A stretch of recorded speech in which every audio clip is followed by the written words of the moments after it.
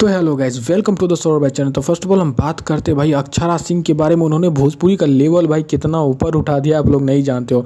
भारत का सबसे बड़ा फिल्म जो है, भारत के सबसे बड़ा फिल्मों में आता है पुष्पा 2। और पुष्पा 2 का जो ट्रेलर लॉन्च इवेंट पटना में गांधी मैदान में हुआ था, उसमें भाई भोजपुरी के बड़ा बड़ा जो एक्टर है पवन सिंह, खेसारी लाल, इन सबको छोड़कर अक्षरा सिंह को इनवाइट किया गया। भाई समझ सकते हो अक्षरा सिंह का लेवल कहाँ पहुँच गया है भाई।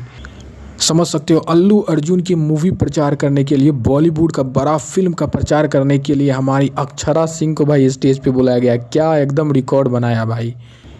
तो हम बात करते हैं डिम्पल सिंह के बारे में। भाई कुछ दिन से डिम्पल सिंह काफ़ी कंट्रोवर्सी में चल रही है और इस बार वो अचानक फिर से लाइव आती है और भाई यूट्यूबर का तो मतलब क्या नहीं कर देती है। आप देख लीजिए, वीडियो में खुद सुन लीजिए यूट्यूबर की क्या बोलती है। यूट्यूबर लोग हैं ना, जिनको कोई काम नहीं है, कोई भी काम नहीं है, मतलब फ्री बैठे रहते हैं कि डिम्पल सिंह का बोलेंगे क्या और उस मीनिंग का क्या क्या मीनिंग्स निकालेंगे, क्या क्या मीनिंग्स बनाएंगे हम। ये लोग ऐसे हैं जितने यूट्यूबर बने, फिर अच्छे यूट्यूबर भी नहीं। ये वो हैं जो कि बोल देते हैं और गुड बुक्स में आना चाहते हैं कि मैं बोला हूँ और मैं गुड बुक्स में आ जाऊंगा, बट ऐसा होता नहीं है। अफसोस कि तुम लोग गुड बुक्स में आ नहीं पाते हो और तुम लोग बहुत कोशिश करते हो कि मेरा खराब करा दो, बहुत कोशिश। जो कॉम्प्रोमाइज वर्ड यूज है ना, वो कौन सा डिक्शनरी में लिखा है कि उसको गलत वे में लिया जाता है। अब मैं इंडस्ट्री में ये बोलूंगी क्या मैं कॉम्प्रोमाइज है।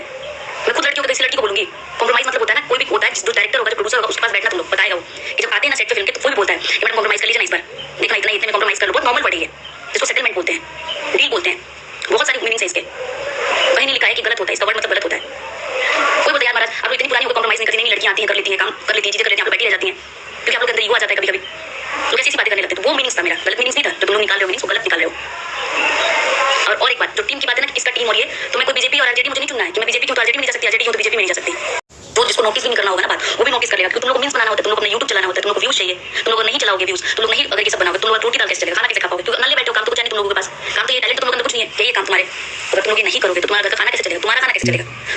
तो हम बात कर लेते हैं मनोज तिवारी के बारे में। तो भाई मनोज तिवारी इंडियन आइडल में गए थे। इंडियन आइडल जो है भारत का सबसे बड़ा सिंगिंग शो है, ठीक है। इंडियन आइडल में गए थे जो कि सोनी पर आता है। मनोज तिवारी को इनवाइट किया गया था और मनोज तिवारी पटना के ही कंटेस्टेंट है, उसको सपोर्ट करने के लिए वहाँ पर गए थे।